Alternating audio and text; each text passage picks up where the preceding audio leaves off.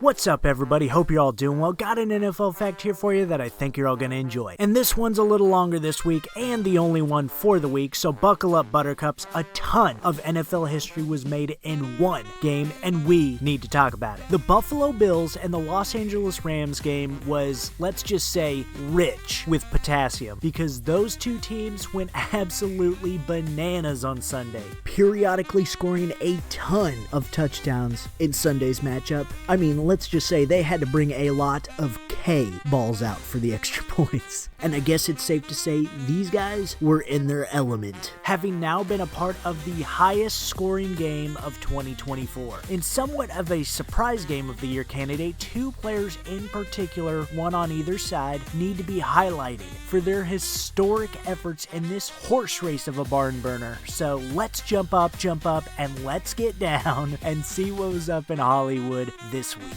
We'll start off first with the team's milestones that were hit in this matchup. These two teams just having played in the only game in NFL history in which two teams each scored over 40 points and did not turn the ball over a single time. Asterisk on offense. Also entering Sunday's contest, NFL teams when scoring at least 6 touchdowns in a game while not turning the ball over once were 245-0 wins to losses in the Super Bowl era. So that means the Buffalo Bills, in heartbreaking fashion as they seem to love to do throughout their franchise's history, do great only to fall short, are the first ever team to lose a game after such a performance. And in the great words of Steve Mariucci, bummer. Now, in that losing effort, Josh Allen yet again did something no other player has ever done in league history, as he, in the NFL's first ever seen regular season double-triple game, recorded all of those 6 touchdowns on his stat sheet, 3 of those being passing touchdowns and 3 of those being rushing touchdowns, which it should be mentioned, he's not the first ever to record that stat line in an NFL game, but he is the first to do it in a regular season game. As the legendary Weedy spokesman and Cleveland Browns quarterback, Otto Graham was able to achieve those numbers in the NFL championship game against the Detroit Lions back in 1954. However, unlike Allen, Otto Graham and the Browns won decidedly with a 56-10 victory. Allen, though, isn't the only player to account for 6 touchdowns in a loss. 7 other players, in fact, facing that same unfortunate fate. Those being Drew Brees against the San Francisco 49ers in 2019, Eli Manning against the New Orleans Saints in 2015, Carson Palmer against the Cleveland Browns in 2007, Dan Marino against the New York Jets in 1986, Bill Kenny against the Seattle Seahawks in 1983. You bastards. Kenny, knock it off! What's wrong with you? Kenny!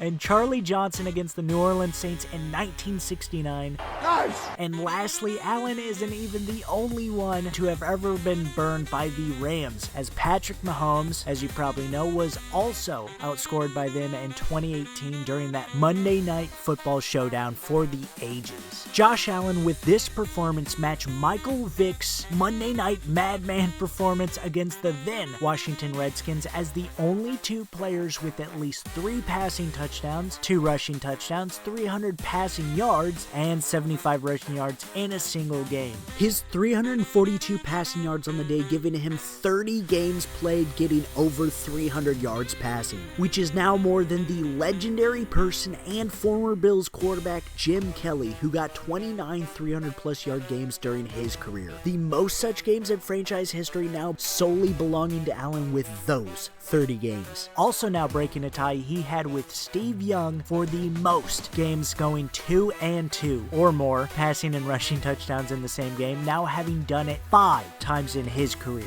Allen first starting the day off with a rushing touchdown to begin the Bills scoring, finishing off the game with one as well to pull the Bills within 1 onside kick recovery away from just needing a field goal, and he also got yet another rushing touchdown in the middle of all the hustle and bustle going on in that game. But being the quarterback that he is, he couldn't just get away with having only rushing touchdowns on the day now, could he? As he also scored 1, 2, 3 passing touchdowns on the day too, shelling out one of the scoring balls to running back Ty Johnson on a screen pass, who then took it 41 yards for the score, another to wide receiver Khalil Shakir, who housed it from 51 yards out, yakking it up all the way down the field, and one more to finish it out with a pinpoint, no way he wasn't going to catch it ball to Mac Hollins for a 21-yard score to pull the game within 3 points. But that 3 points being too much to conquer, as the Rams were able to get another score to finish out the game ahead by 2 points over the Buffalo Bills. That last score being provided by none other than the risen star Puka Nacua, who had himself a great day in Los Angeles' win. Having already had his breakout season during his rookie year last season, breaking many rookie records, he hit kind of a slump early on this season due to an injury, but has since bounced back to last year's form again, pulling off a historic performance. In this game, getting a team-high 12 catches for 162 yards and a touchdown through the air, and although he didn't quite hit the 3-touchdown mark, he also added a rushing touchdown as well. With those numbers, he now joins NFL Hall of Famers Lance Alworth and Jerry Rice as the only wide receivers in league history to record at least 160 yards, a receiving touchdown, and a rushing touchdown in the same game. Jerry actually having done it twice in his legendary career. And a little bonus stat for you, because I know you love those, that rushing touchdown by Nacua is actually the Rams' one and only rushing touchdown that was not scored by Kyren Williams so far this season. Week 14 also saw Nacua get under his belt the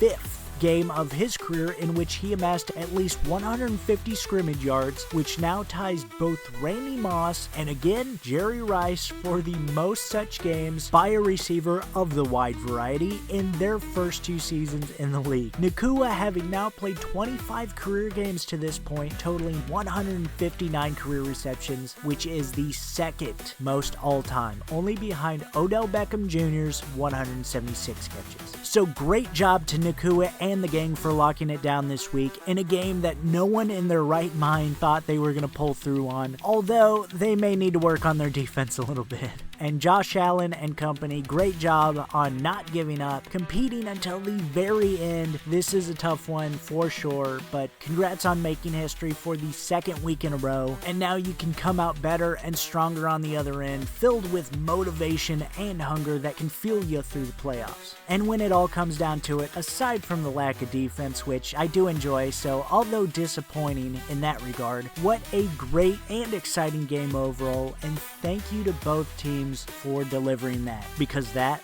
was an awesome game. And hey, do you want to score a great seat for a great price? Of course you do. So you should head on over to SeatGeek, a proud sponsor of SVTV and the world's best ticketing app and website. With their state-of-the-art seating chart, you can easily score 6 yourself. Tickets, that is. Or, any number of tickets you're looking for, and for a great price, I might add. And hey, if you feel like scoring those 6 while losing some dollars off that purchase total, just use code SVTV for $20 off your first ticket purchase, and don't you miss out on watching something worth seeing anymore. Alright, I love you guys, I appreciate you guys, I'll see you in the next one, and peace out.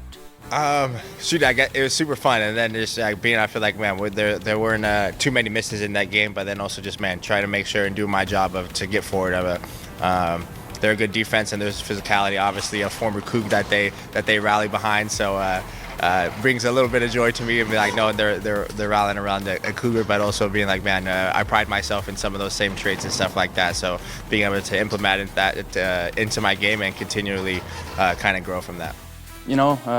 Like I alluded to earlier, just playoff atmosphere, a team that's playing like they're in the playoffs right now, and just trying to learn from this and move on.